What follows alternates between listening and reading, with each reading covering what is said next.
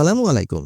দেশ এবং দেশের বাইরে যে যেখান থেকে শুনছেন সবাইকে স্পোর্টস বাংলা আপডেট চ্যানেল থেকে জানাচ্ছি শুভেচ্ছা। চলে এলাম আরও কিছু নতুন আপডেট নিয়ে। চ্যাম্পিয়ন্স লিগের গ্রুপ পর্বে শেষ দিনে বড় দলগুলোর ভাগ্য নির্ধারণে ছিল একের পর এক ম্যাচ। আর বার্সেলোনা ভক্তদের জন্য ছিল দুশ্চিন্তায় ঘুম হারাম করার মতো এক ম্যাচ এফসি কোপেনহেগেনের বিপক্ষে, যারা কিনা ইউসিএল পয়েন্ট টেবিলের তলানিতে বসেছিল। কিন্তু মাঠের খেলায় ছিল তাদের এক ভিন্ন রূপ। অন্তত ম্যাচের শুরুর দিক থেকে প্রথম হাফের শেষ বাঁশি বাজা পর্যন্ত বার্সেলোনাকে কাঁপিয়ে দিয়েছিল এফসি কোপেনহেগেন। তারা এগিয়েছিল 1-0 গোলে। বার্সেলোনা বনাম এফসি কোপেনহেগেন ম্যাচের সেই শ্বাসরুদ্ধকর জয় এবং সরাসরি নকআউট নিশ্চিত করার আনন্দঘন মুহূর্তগুলো বিস্তারিতভাবে তুলে ধরছি বার্সেলোনা ভক্তদের জন্য। চলুন দেখে নেই এক নজরে ম্যাচ ফ্যাক্টস। ম্যাচের রেজাল্ট কি হয়েছে? বার্সেলোনা 4-1 গোলে পরাজিত করেছে এফসি কোপেনহেগেনকে। খেলা কোথায় হয়েছিল? খেলা হয়েছিল বার্সেলোনার ঘরের মাঠ স্পটিফাই ক্যাম্প নুতে। এই ম্যাচে কারা কারা গোল পেয়েছেন? এই ম্যাচে গোল পেয়েছেন বার্সেলোনার হয়ে Robert Lewandowski, Lamine Yamal, Raphinha, Rashford এবং এফসি কোপেনহেগেনের পক্ষে গোল পেয়েছেন দাদাসন। চলুন দেখে নেই ম্যাচে কি কি ঘটেছিল। শুরুতেই এফসি কোপেনহেগেনের গোল এবং বার্সেলোনার দুঃস্বপ্নের শুরু। এফসি কোপেনহেগেনের হয়ে ম্যাচের মাত্র 4 মিনিটেই দাদাসনের গোল এবং বার্সেলোনার এক দুঃস্বপ্নের শুরু। ক্যাম্প নুতে ম্যাচটি শুরু হয়েছিল বার্সেলোনার জন্য এক বড় ধাক্কার মাধ্যমে। ম্যাচের মাত্র 4 মিনিটে জুলস কুন্ডের একটি ভুল পাসের সুযোগ নিয়ে ভিক্টর দাদাসন গোল করে বসেন। মাত্র 17 বছর বয়সী দাদাসনের এই গোল তাকে ক্যাম্প নুতে গোল করা সর্বকনিষ্ঠ খেলোয়াড়ের তালিকায় বসিয়ে দেয়। প্রথমার্ধে বার্সেলোনার ফুটবল ছিল ধীরগতির এবং এলোমেলো। বার্সার খেলায় কোনো ক্রিয়েটিভিটি চোখে পড়ছিল না।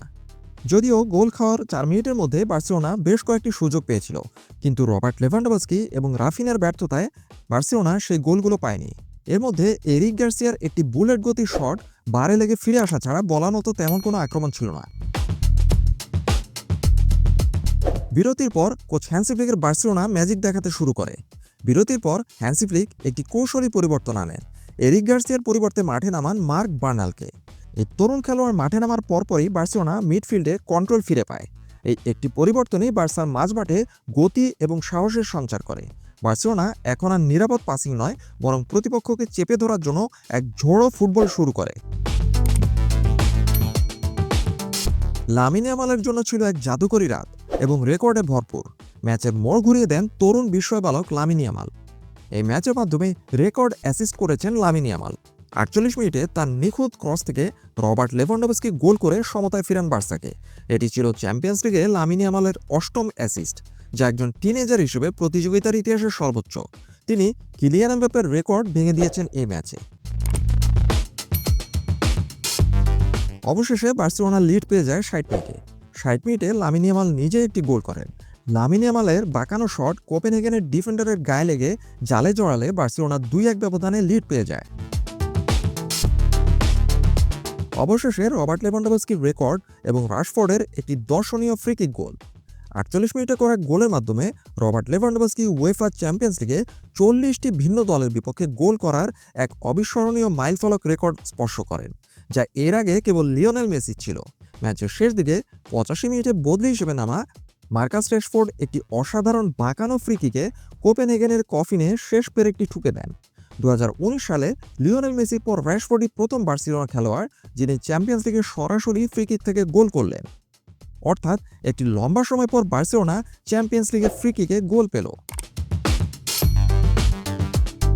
বলতে গেলে বার্সেলোনার প্রথমার্ধে পারফরম্যান্স ছিল একেবারেই এলোমেলো এবং বলার মতো কিছু ছিল না, এবং জোয়ান গার্সিয়ার পজিশনিং নিয়ে দুশ্চিন্তা পড়েছিল বার্সেলোনা। এই ম্যাচে জোয়ান গার্সিয়া তার দুর্বলতাগুলো চোখে আঙ্গুল দিয়ে দেখিয়ে দিয়েছেন। তরুণ হওয়ায় এখনও তিনি বেশি একটা অভিজ্ঞ নন, যার কারণে বারবার তিনি ভুল পজিশনে চলে গিয়েছিলেন এবং বার্সেলোনা প্রায়শই গোল খাওয়ার মতো একটি আশঙ্কাজনক পরিস্থিতিতে পড়ে গিয়েছিল। তবে দ্বিতীয়ার্ধে বার্সেলোনার পারফরমেন্স ছিল বিশ্বমানের। 4-1 ব্যবধানের এই বড় জয়ের ফলে বার্সেলোনার গোল ব্যবধান এখন +8, যা তাদের পয়েন্ট টেবিলের 5ম স্থানে তুলে এনেছে এবং সরাসরি নকআউট পর্ব নিশ্চিত করেছে। এর ফলে বার্সেলোনা প্লে অফ রাউন্ডের ঝক্কি এড়িয়ে সরাসরি রাউন্ড অফ 16-এ পৌঁছে গেল।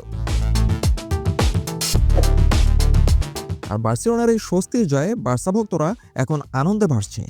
চ্যাম্পিয়ন্স লিগের দুশ্চিন্তার গ্রুপ পর্ব পেরিয়ে বার্সেলোনা এখন শিরোপা জয়ের স্বপ্নে বিভোর। আপাতত এ পর্যন্তই। সবাই ভালো থাকুন, সুস্থ থাকুন, নিরাপদে থাকুন এই প্রত্যাশায় আল্লাহ হাফেজ।